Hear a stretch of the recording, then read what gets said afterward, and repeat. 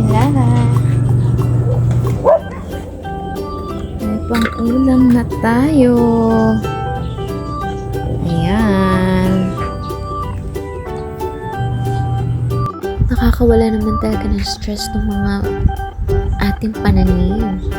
Kakaroon na tayo ng pang-ulam. Ayan o, ang dami nilang bunga. Ayan, kung nakikita nyo o, meron pa dyan. Dyan, ayun o. Meron pa o. And this one, malapit na natin maulam. Mga ilang araw na lang yan. Uulamin na natin yan. May libreng gulay na tayo.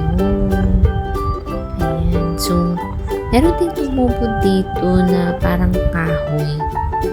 Hindi ko alam. Hindi rin namin alam kung anong tawag dito.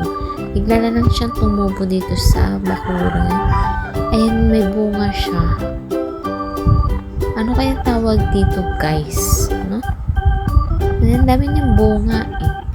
Pero hindi namin alam kung pwede siyang kainin or what. Kasi hindi namin alam kung ano talaga to. Siguro halaman gamot din to. Kasi madami ako nakikita ganito sa ibang lugar.